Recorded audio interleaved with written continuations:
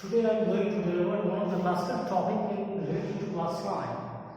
And without this topic, we are nothing in geometrical portion of mathematics.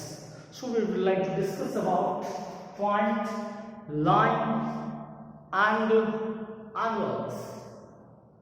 What that three terms are. ये तीनों term जो हैं वो क्या होते हैं, इनके ऊपर हम लोग कुछ चर्चा करेंगे। एक्चुअली कमाल की बात है कि पॉइंट के बिना ज्योमेट्री में एक कदम चलना भी मुश्किल है। जैसे आप सिंपल सा लॉजिक ले लो कि इंग्लिश अगर माइंड में आती है तो आपको ये चीज ब्रेन में आ जाता है कि विदाउट ABCD से लेकर के Z तक के लेटर के बिना काम नहीं चल सकता। ठीक उसी तरह से एक टर्म है ज्योमेट्री को डेवलप करने के लिए, मतलब एक अल्फाबेट है, उसको अल्फाबेट कहना ज्यादा बेहतर होगा। Alphabet of geometrical portion of mathematics is called point. मतलब उस चीज के बिना आप एक कदम भी ज्योमेट्री में आगे नहीं काम कर सकते हो। तो इस चीज को मैंने भी डिस्क्राइब किया है। उसके बाद हम लोग ने एक टर्म है लाइंस। लाइंस के बारे में हमने पढ़ा कि लाइंस होता क्या है, इसके बारे में हम लोगों ने पढ़ा है कि लाइन क्या होते हैं, क्या क्राइटेरिया है, किन किन सिचुएशंस में हम लाइन को क्रिएट करते हैं, ये चीज हम लोग को पढ़ना है। तो आइए हम आपको आगे ले चलते हैं। पहला टर्म है पॉइंट। तो आप सिंपल सा लॉजिक ले लो, the symbol by which the symbol which has no dimension. Clear है कि ऐसा सिंबल जिसका कोई डायमेंशन नहीं है। डायमेंशन में आप ये चीज याद रखिएगा, जनरली डायमेंशन कहने का मतलब क्या है कि किसी चीज का लेंथ हो सकता है, किसी चीज का ब्रेथ हो सकता है, किसी चीज की हाइट हो सकती है। ये अगर तीनों चीज है तो इसका मतलब क्या उस चीज के पास डायमेंशन है, अदरवाइज वो डायमेंशन लेस है। तो पॉइंट एक ऐसा टर्म है ज्योमेट्री का जिसका कोई डायमेंशन नहीं होता। क्यों नहीं होता है? क्योंकि उसका कोई लेंथ नहीं होता है। अगर आपके पास पतली नीब वाली पेन है तो आपका पॉइंट बहुत ही छोटा होगा। थोड़ा सा मोटी नीब वाली अगर पेन है तो पॉइंट का साइज थोड़ा बड़ा हो जाएगा। मतलब एक फिक्सेशन नहीं है कि कितना लंबा होगा, कितना चौड़ा होगा, कितना ऊंचा होगा, इसका कोई फिक्सेशन नहीं है। मतलब हम ये कह सकते हैं कि एक सिंबल है मैथमेटिक्स में जिसका कोई डायमेंशन नहीं होता, मतलब वो डायमेंशन लेस होता है। कहने का मतलब ना ही उसका लेंथ होता है, ना ही ब्रेथ होता है, ना ही उसकी हाइट होती है। वो क्या कहलाता है? पॉइंट कहलाता है। तो इसको अगर सिंपली डिफाइन करना चाहे तो वैसे आप डिफाइन कर सकते हो, the symbol which has no length, no breadth and no height to be called point. यहां तक का कांसेप्ट आप लोगों को क्लियर है। It is denoted by dot. It is denoted by dot. ये केवल सिंपली डॉट से डिनोट किया जाता है। एक सिंपल सा लॉजिक है, डॉट आप दे दो तो इसका मतलब वो पॉइंट है। कहीं भी आप डॉट दे दो, कहीं भी आप अगर डॉट दे दो दिस इज पॉइंट, ये पॉइंट कहलाता है। क्यों कहलाता है? क्योंकि एक ऐसा सिंबल है जिसका कोई लेंथ नहीं होता, ना ही कोई ब्रेथ होता है, ना ही कोई हाइट होता है। इसलिए इस सिंबल को हम लोग नाम दिया क्या नाम दिया? पॉइंट। अच्छा, इस पॉइंट को लिखने के लिए हम लोग जो वे है उस वे को क्या कहते हैं? डॉटिंग कहते हैं। डॉटिंग याद रखना होगा। डॉट जो होता है, डॉट कहने का मतलब क्या होता है कि आप लोग ब्लिंक करते हो, जैसे कहीं भी ब्लिंक करते हो तो ये जो एक्शन होता है, दिस एक्शन का जो रिजल्ट होता है उसको हम लोग डॉट कहते हैं। ठीक है, तो यहाँ पे आप क्लियर है कि ये डॉट क्या होता है? It is denoted by dot. ये जो पॉइंट होता है वो डॉट से डिनोट होता है। अब इसको मैंने एक स्टैंडर्ड मोड दिया है। जैसे मैंने आपको कहा कि बिना ABCD से लेकर के Z तक के बिना आप किसी वर्ड को नहीं लिख सकते हो, मतलब इंग्लिश का एक कदम भी नहीं चल सकते हो। ठीक उसी तरह से आप पॉइंट के बिना ज्योमेट्री में एक कदम नहीं कह सकते चल सकते हो। तो आप कह सकते हो कि ज्योमेट्री में पॉइंट जो है वो अल्फाबेट है। मतलब ज्योमेट्री के लिए पॉइंट जो गया होगा ये अल्फाबेट है। मतलब उसके बिना आप कुछ नहीं कर सकते हो, कुछ भी नहीं कर सकते हो ज्योमेट्री। यानी हम एक सिंपल सा डेफिनेशन क्रिएट कर सकते हैं, alphabet of quadratic geometry is called point. ये एक अल्फाबेट है, ज्योमेट्री के लिए एक अल्फाबेट है जो क्या कहलाता है? पॉइंट कहलाता है। क्लियर है? अब हमारा जो अगला टर्म है वो है लाइंस। पहले हम लोग पॉइंट को डिस्कस करेंगे, पॉइंट होता क्या है वो हम लोग को पता चलेगा। अब हम लोग डिस्कस करेंगे किसके बारे में? लाइंस के बारे में डिस्कस करेंगे। थोड़े से मजे की बात है, आप थोड़ा सा यहाँ फोकस करेंगे, इस पॉइंट को फोकस करेंगे, पहले इस फिगर को फोकस करेंगे। तो आप गौर से देखिए इस फिगर को, तो आपको दिख रहा है कि ये पॉइंट मतलब ये सारे पॉइंट का ऐसे ऐसे लिखा है। अगर इसी चीज को अगर इसी चीज को आप दूर से जाकर देखते हो, जब मैं जैसे मैं यहाँ से अभी बोर्ड के पास से देख रहा हूँ ना, तो मुझे पॉइंट पॉइंट पॉइंट नजर आ रहा है, लेकिन मैं अगर चीज आपके क्लास के पीछे से जाकर देखूंगा तो मुझे ये दिखेगा। मतलब क्या है, ये क्लियर कॉन्सेप्ट है, ये कॉन्सेप्ट क्लियर है कि लाइन क्या है, अरेंजमेंट है। लाइन क्या है, लाइन इज अरेंजमेंट। लाइन क्या है, लाइन क्या है, अरेंजमेंट है भाई। लेकिन अरेंजमेंट है तो किसका, अरेंजमेंट है किसका, तो पॉइंट का अरेंजमेंट। क्लियर कॉन्सेप्ट, बहुत ही सिंपल और बहुत ही जबरदस्त डिफिनेशन है। व्हाट इज लाइन, तो line is arrangement of points. अब अरेंजमेंट का कुछ कंडीशंस होते हैं। अरेंजमेंट तो ये भी अरेंजमेंट्स है भाई, ये भी अरेंजमेंट्स है, लेकिन ये लाइन नहीं कह रहा है, ये नॉट ए लाइन, ये नॉट ए लाइन, ये लाइन नहीं कर रहा है। क्यों नहीं कह रहा है? तो सवाल ये उठता है कि हमने तो पढ़ा कि arrangement of points are called line, लेकिन यहाँ पे तो अरेंजमेंट है, लेकिन ये लाइन नहीं कह रहा है। सिंपल सी बात है, उस अरेंजमेंट के पहले एक टर्म आपको ऐड करना पड़ेगा, रेगुलर। क्या अरेंजमेंट करना पड़ेगा? Regular arrangement of points are called क्या होगा? एक रेगुलर जो अरेंजमेंट होगा पॉइंट का, वो क्या कहलाएगा? लाइन। क्लियर? रेगुलर जो अरेंजमेंट है वो दो तरह के हो सकते हैं। रेगुलर जो अरेंजमेंट है वो दो तरह के हो सकते हैं। यहाँ पर वाली जो अरेंजमेंट आपको दिख रहा है, ये वाली जो अरेंजमेंट आपको दिख रहा है, और ये वाली जो अरेंजमेंट दिख रहा है, इसमें दोनों में कुछ फर्क है। ये वाली टेढ़ी मेढ़ी लाइन है, ये वाली टेढ़ी मेढ़ी अरेंजमेंट है, ये वाली सीधी अरेंजमेंट है। मतलब इसको कर्व अरेंजमेंट ऑफ पॉइंट कहा जा सकता है, इसको स्ट्रेट अरेंजमेंट ऑफ पॉइंट कहा जा सकता है। मतलब लाइन का दो पार्ट, दो चीज निकला। क्या निकला भाई? एक कर्व अरेंजमेंट ऑफ पॉइंट, दूसरा क्या? Straight arrangement of point. यानी इसका मतलब क्या हो गया कि लाइन दो तरह की होती है। इसका मतलब क्या हो गया कि लाइन जो है वो मेनली दो तरह के होते हैं, एक स्ट्रेट लाइन होता है और दूसरा कर्व लाइन होता है। क्या होता है? कर्व लाइन होता है। क्लियर? लाइन दो तरह के हो गए, एक स्ट्रेट लाइन, दूसरा क्या? Curve line. एसटी का मतलब स्ट्रेट हुआ, एसटी का मतलब स्ट्रेट लाइन। ठीक है? क्लियर? अब हम सब चीजें तो हमको पता चलेगा कि भाई लाइन क्या है, स्ट्रेट लाइन क्या है, ये हमको पता चल गया, कर्व लाइन क्या है ये पता चल गया। क्लियर है?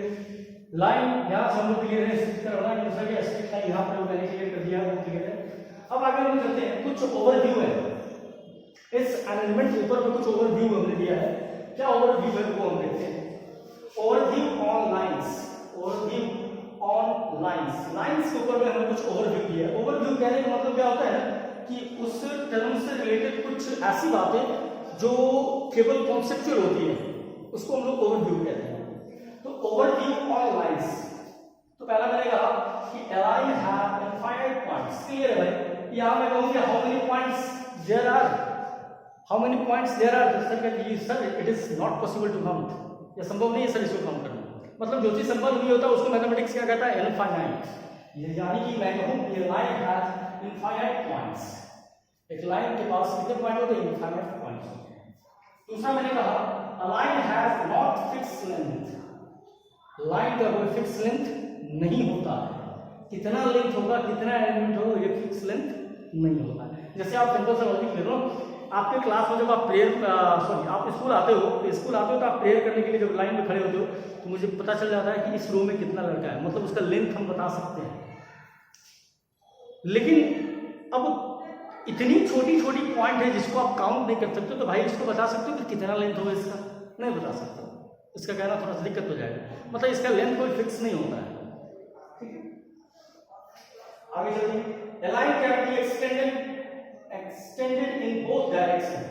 एक लाइन को हम बोथ डायरेक्शन में एक्सटेंड कर सकते हैं। मान लो कि जैसे हमने यहाँ पे एक अरेंजमेंट किया था, यहाँ पे अरेंजमेंट किया था, इसको अगर चाहे बढ़ाना तो ये इधर बढ़ा सकते हैं या इसको इधर बढ़ा सकते हैं, कोई फर्क नहीं पड़ता है। Line can be extended in both direction. अगला जो मिला है, lines can be formed close and open figure. Lines can be formed open and close figure. Line open और क्लोज दोनों फिगर फॉर्म कर सकता है। ओपन फिगर यानी मतलब आप देखो कि ये बी शेप में दिख रहा है, आप ये देख लो कि इस शेप में दिख रहा है, ये आप देख लो कि एक सर्किल है, ये आप देख रहे हो कि स्क्वायर है या रेक्टेंगल है, जो भी कुछ है, मतलब एक क्लोज फिगर फॉर्म कर सकता है। मतलब क्या, एक ट्रायंगल फॉर्म कर देगा तो क्या होगा? क्लोज फिगर होगा। क्लियर? तो line can be form close and open figure. Clear? यहां तक हम लोग का क्लियर होगा, हम सबके लाइंस क्या है इसके बारे में हम लोग जानेंगे। अब वो सवाल ये आता है कि लाइंस के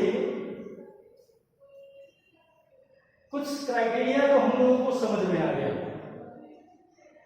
लेकिन अब हम लोगों को पढ़ना है रिलेशन बिटवीन टू और मोर देन टू लाइंस। क्या पढ़ना है? रिलेशन बिटवीन टू और मोर देन टू लाइंस।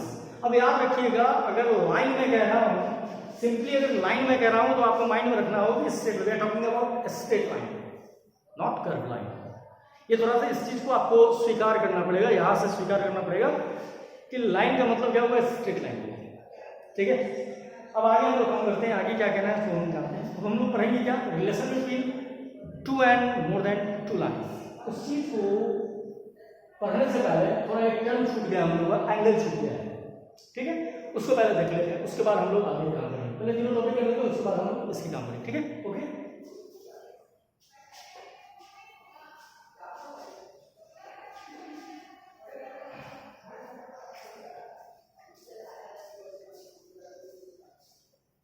अब सवाल ये उठता है कि अगर ये एक आपके पास टॉर्च है, दो टॉर्च है, दो आपके पास ये टॉर्च,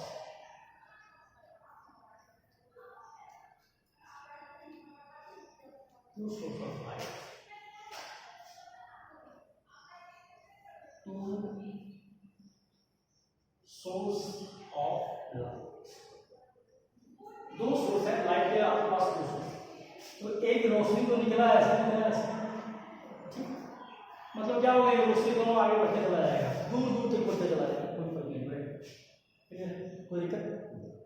अब इस सोर्स ऑफ लाइट को थोड़ा सा कुछ दिमाग लगा देते हैं और अब आपसे पूछते हैं कि भाई अब क्या हो रहा है, तो आप अब हमको बताएंगे कि क्या हो रहा है, वो आपको बताना है।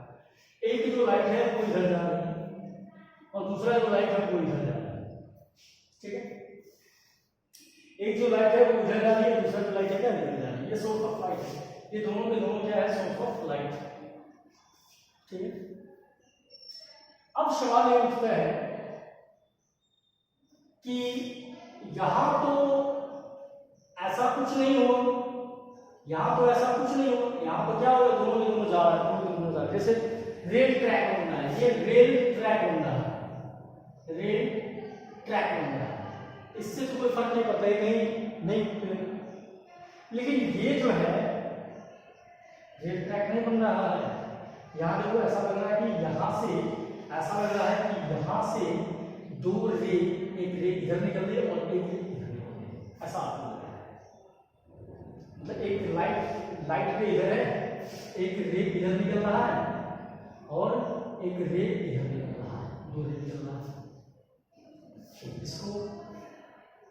ठीक है, रे इधर निकल रहा है, दूसरा रे इधर निकल रहा है। अब सवाल ये है कि अब हम आपसे पूछते हैं कि इन दोनों के बीच का कर्व डिस्टेंस क्या होगा?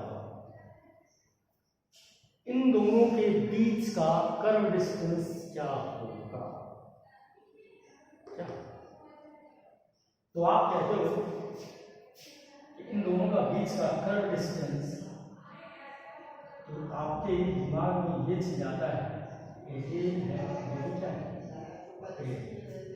आपके दिमाग में आता है कि सर ये वाला हो सकता है सर कर्व डिस्टेंस, आपने देखा कि सर ये वाला भी कर्व डिस्टेंस हो सकता है, सर ये वाला भी कर्व डिस्टेंस हो सकता है, सर ये वाला भी कर्व डिस्टेंस हो सकता है, सर ये वाला भी हो सकता है, सर ये वाला भी हो सकता है, सर ये वाला भी। मतलब एक लास्टली आप पोजीशन में पहुंचोगे, उसके बाद कहोगे सर इससे छोटा कर्व डिस्टेंस आप नहीं करोगे, मतलब ये वाला हो सकता है, इतना तक आप कर सकते हैं। ये इसलिए राम्स टेल्स, ये राम टेल्स, ये राम ने मतलब दो लड़कों से मैंने पूछा, मैंने आपकी क्लास के दो लड़कों से पूछा कि बताइए कि इस दोनों के बीच का कर्व डिस्टेंस कितना होगा।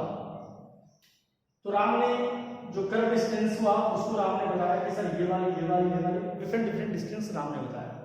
फिर मैं वही चीज अगर श्याम से पूछता हूँ तो श्याम भी हमको बताता है, श्याम ये क्या करता है? बताता है, और लास्टली श्याम बताता है, मतलब दो चीज क्लियर हो गई।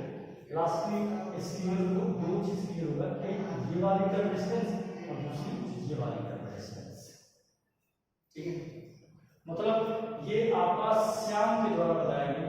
श्याम ने बताया। मतलब ये जो कर्व डिस्टेंस है ये राम ने बताया था और ये वाली जो कर्व डिस्टेंस है वो श्याम ने बताया। ठीक है, राम ने बताया था, दूसरा क्या बताया था, श्याम ने बताया। ये कर्व डिस्टेंस है। अब आपसे एक छोटा सा सिंपल सा क्वेश्चन करता हूं, बहुत ही माने मजे की बात है। अगर हम कहें इसमें और इसमें दोनों में छोटा कौन है, इस दोनों में छोटा कौन है, छोटा कर्व डिस्टेंस कौन है, तो आपको सर ये राम वाला छोटा कर्व डिस्टेंस, मतलब ये शॉर्टर है, इसके रिस्पेक्ट में ये शॉर्टर है, छोटा है, short distance, short curve distance है। ये क्या है, शॉर्ट कर्व डिस्टेंस है। ठीक है, ये क्या है, शॉर्ट कर्व डिस्टेंस।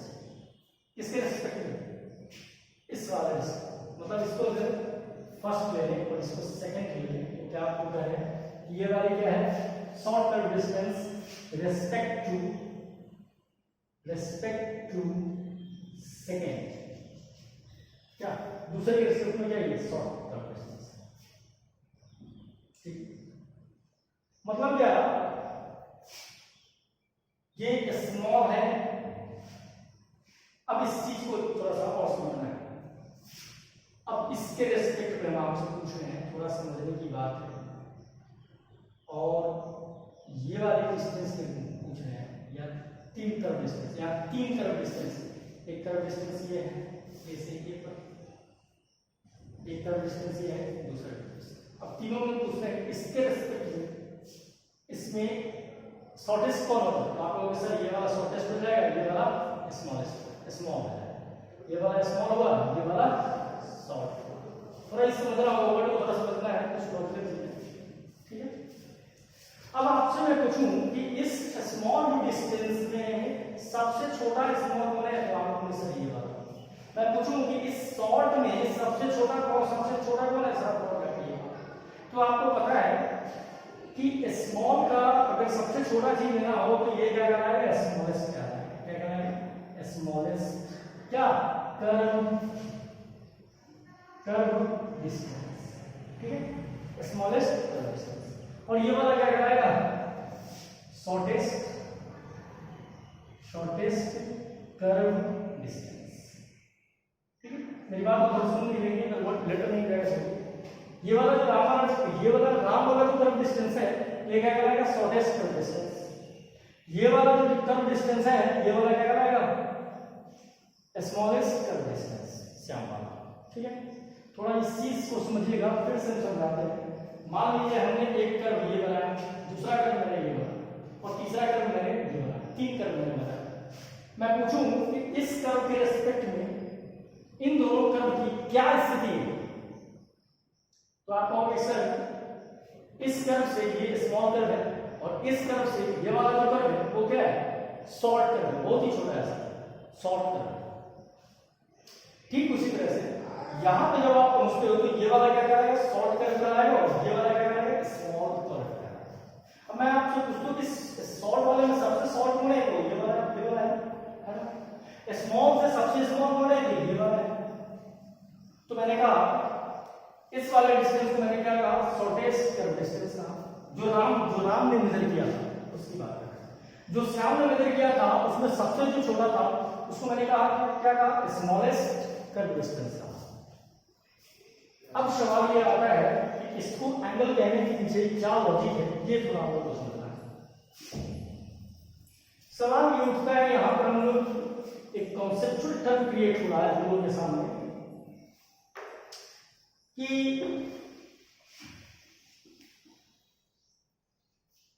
ये कॉन्सेप्चुअल टर्म क्रिएट हो रहा है हम लोगों के सामने, क्या कि ये कॉन्सेप्चुअल टर्म क्रिएट हो रहा है हम लोगों के सामने कि एंगल्स को क्या कहा जाए।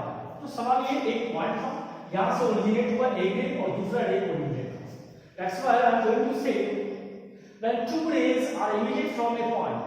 ये तो क्लियर हो, इस फिगर में ये सेंटेंस बना सकते हैं, when two rays emitted from a point. ये फिगर ये चीज बता रहा है, when two rays emitted from a point then the shortest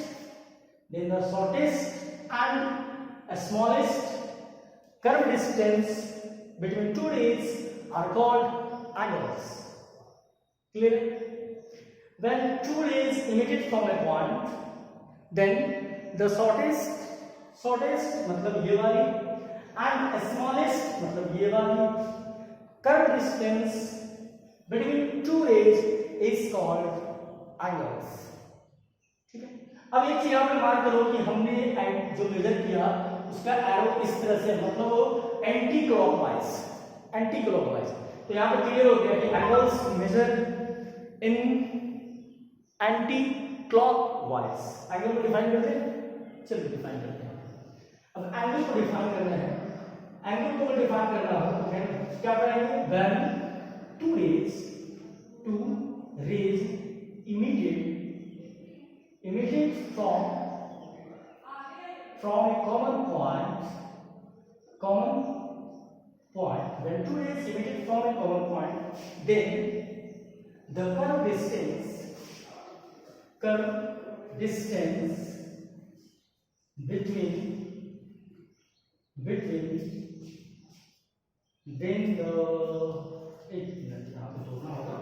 then the shortest and smallest curved distance between two rays are called angles. ठीक है, याद रखिएगा।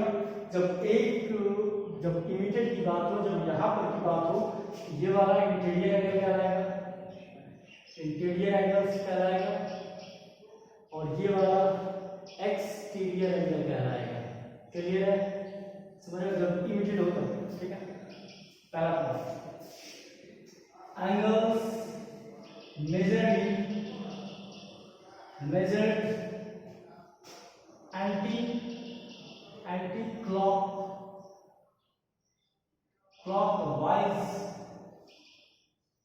Clockwise direction.